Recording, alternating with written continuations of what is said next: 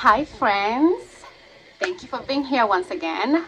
Welcome to everyone who's new here. Today, I am going to share probably one of the best stories of my life. Like, seriously, as you can see, I am so excited. And it's about how my pregnancy journey, let me say, with Lee, because he was with me for the first 4 months of my pregnancy, simply my first trimester. And I'm gonna share some very fun stuff and sweet stuff, and probably my most last moments with my husband. And I don't want you to miss that, so stick around. Um, that is Lee. For those who don't know him and never got to meet him, which is probably most of you, he was the best man in the whole world for me. Okay, for me. And it's funny how I'm so happy, despite him being together with the Lord. It's because he was a blessing to me in so many ways. Okay, let's start. So Lee had an app in his phone that's called Flow and Flow. Probably you know it. I didn't ever have it on my phone, but my husband did, surprisingly. And he would, well, I got late, okay? I got late one time for my periods. And I know I had expected before to be pregnant and they were late, but they came like 2 or 3 days later. So I didn't want to keep my hopes up this time. And so I was just playing it cool. You know, I don't want to be disappointed again. But Lee would text me, "Are they here yet? Are they here yet?" I'll be like at work and he'll just text me, "Not yet? Anything?" And I'm like, "No, nothing." So I bet he was happy. He was probably clapping. And I was here like, I really hope I am, but I don't like put my hopes up and I get my heart broken. And before I go on, let me say that Lee and I traveled the week before my periods came. We went to Seattle and went to Portland. We're just coming to do some, see if we like the place, if we want to move here. And we fell in love with Portland, and that's where I met today, thankfully. And when we were flying at the airport, when you go through the TSA, they check if you have any drugs or any guns or whatever, all those kind of bad stuff. And I was going through that thing. I don't know if you should call it, I don't know what you call it, but I think it has radiology in it or something. And when I went through it, the lady on the other side told me, "Can I check your stomach?" I said, "Yeah." So I lifted up my jacket and she checked, tap, tap, tap. And then she said, "Do you have a stomach ache?" I was like, "No." "Why?" She said, "Because it showed something on the screen, something red on my stomach area." I was like, "No, I don't have anything. I have no stomach ache." And she let me through. She let me go because I didn't have anything. And that was weird. But I didn't live on it. And then I got on the plane. I was feeling some sort of a weird feeling that I never felt before flying. Like, I'll say some lightheadedness that was a little bit weird. That I usually probably get lightheadedness when I'm traveling once in a while, but this one was kind of a little bit different. And I didn't say anything to Lee. I was thinking to myself, "Oops, maybe I'm pregnant." We went to Seattle and had a good time. When we came back, that's when my periods were supposed to come, and they were late. And Lee would text me all the time, like, "Are they here? Are they here?" And he would send me screenshots of the flow up saying 2 days late, 3 days late, 4 days late. And I texted a friend of mine called Sarah and I told her I am 4 days late. She was like, "Girl, 4 days late. 4 days late is too late. So you better go check it." Well, I talked to Lee, excuse me, and I went to CVS and I left him with his dad working on a project. And I went and got a pregnancy kit. And I came home and I went upstairs and I texted him to come up. And he came. And I'll show you a picture right here of the moment that we found we were gonna be parents. It was the most beautiful thing ever. Like, we were so excited. Here are the pictures. Um, so Lee made something like this thing right here to show to his parents. So we showed his parents that we were gonna have a baby, and they couldn't believe it because first of all, Lee was on tons of narcotics for his back pain, and he's taken them for years, like since he was 15, and all the surgeries he's had. We didn't think we were gonna have the baby, but God surprised us, and I'm still surprised, and I'm forever grateful for that. So this is the most amazing thing that I remember among us many other amazing things about Lee. At this time when I was pregnant, Lee would, when I was throwing up, Lee would be right next to me, and he will kneel down, because you know when you're throwing up, I'm sorry, you're kneeling down in the toilet, and Lee would just somehow he would find a towel, face towel, and make it wet with cold water somehow, and he'll kneel right next to me with his one knee, and he will put the cold compress on my forehead, and he'll be like, "I'm so sorry, love. I'm so sorry you have to go through this." And he'll be, "Are you okay?" And he'll be like, "Thank you so much for choosing to go through this for our baby." I'm telling you guys, for 4 months that he was with me, I never was at home and was throwing up and he wasn't right next to me, comforting me through the whole, saga of the whole the whole thing. Apart from this one time I was downstairs with him and he had to go upstairs and grab something. And right when he went upstairs, I had to go and do that. And when Lee came back, I was in the bathroom downstairs. I was almost done going through it. And he came running and said, "Love, I'm so sorry I wasn't here when you were going through this. I am so sorry." I'm like, "It's okay, love. You are upstairs." So when I said that he was amazing, he was out of this world. He was too good to be true. So my dear sisters, if you're out there thinking that this kind of love is not available or it's not possible, it sure is possible, because Lee existed. He's not here anymore, sadly. But I tend to believe, or maybe not believe, I don't know if I believe or I do not, but I'm like, there could be another Lee out there for you. Just gotta trust God and be patient, and just trust him and trust yourself in this whole singlehood process. Every single morning when I woke up, Lee would kiss my belly and put his ear next to my belly and talk to Amari. Okay, that little guy over there, you can barely see him, but here's a picture for those who haven't seen him. And I remember before he came to die, he told me that I should play Amari this song by Lucky Dube that's called "I've Got You, Babe," because he loved it. So we used to play it in the car all the time. It's a reggae song. It goes like, "I've got you, babe, to make me feel alright." And it's a beautiful song. And he wanted me to play that song for Amari when he starts hearing. Unfortunately, when that happened, he had passed away. And he would always ask me, "Has he kicked yet? Has he kicked yet?" And sadly though, Amari kicked for the first time the day after his dad passed away. That next day is when my son kicked for the first time. And I was sitting with my cousin Stacy on the couch because she came to be with me because I couldn't be on my own. And she sat with me, and I felt some flutters, and I was like, that feels different. That feels weird. I was like, "Stacy, I think I just got some flutters." And I was like, "Really?" And we just couldn't know how they feel like. We went on Google and checked, and I was like, definitely, those were the flutters. And you know what I did? I told my son, "Kick for mommy again. Just kick for mommy again." And he kicked again 2 times. And at this time I was playing Lee's favorite song on the TV when he kicked. I'm like, "Oh my God, he just kicked for me again." Ooh. That's funny. And forgive me that I'm so excited. I am so grateful I was loved so well that I even admitted my loss and grief, that I'm able to be this happy when I think about these good times. There's one time that Lee and I went, the last month that he lived, we went to the beach.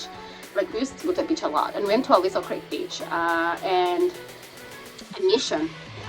And I remember when we just pulled over and we were getting out of the car and he was putting the leash on Charlie, he did this. He said, "You're gonna have a baby! Woohoo!" Oh my God, you're gonna embarrass me right now. I didn't say. I had to tell him, stop.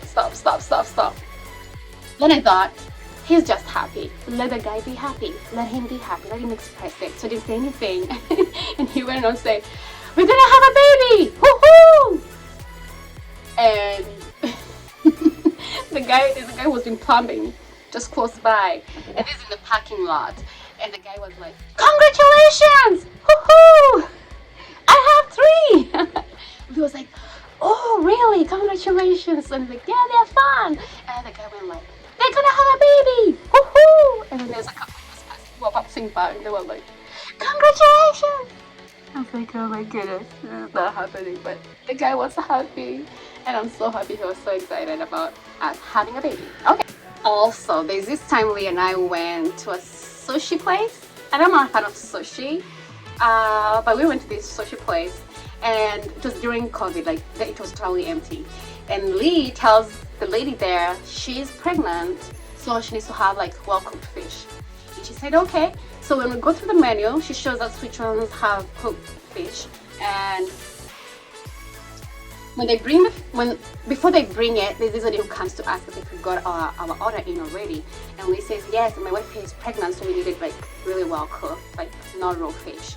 And she's like, oh, okay, I got you. And then when the food came, Lee asked the lady, is it well cooked? Because my wife is pregnant. Oh my goodness. She's like, yeah, it's well cooked. This one and that, blah blah blah blah. And when that was Lee's, and then mine came, and Lee took the plate, went to the counter, and asked these guys who are cooking, my wife over there is pregnant, and I just want to know if this is cooked fish. They said yes, it is. I was like, wow. I loved it. I didn't look pregnant at the time. I didn't look like I was pregnant. It was still the first month or the second month. But I felt so proud that I have a husband who cares so much. Like, he was just obsessed. Anyway, I was lucky, and I loved that, and we enjoyed the fish. But the next time we went to the same place, it went bad. And ladies, you know what I mean by that. And let me pause for a minute. See, when you love and you have been loved so well, no matter what pain you go through, the memories and the love that was given to you keeps you going, and it's something to be grateful for. I always knew I'll be laughing about this one day, because I was so much loved. I was intoxicated and overdosed with the love that Lee gave me. And I really hope that each and every one of you out there will be fortunate enough to meet somebody that will love you, not the same, or maybe more than Lee did love me, or even at least close to how Lee loved me, because that's gonna make you feel so special, of which you are even right now. But finding someone who's for you that way, it's the most beautiful thing ever. So Lee found work around this time because he was recovering from a surgery, and he was super stressed about how we're gonna do without him being able to work.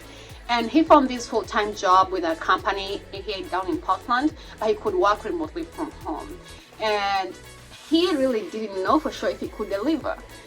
Not that he cannot do the job. He can do he was a smart guy. He used to be a software engineer. He can do the work, but he didn't know if his body would allow him to do it, because he was in this place of getting sick, going to the hospital, like infections here and there, super exhausted that he needs to take a nap, and he wasn't sure if he'll meet the deadlines. But he had to do it because he wanted to provide for me and for Amari. And he was spiked when he found that job. I supported him through it. I was like, love, you gotta fly.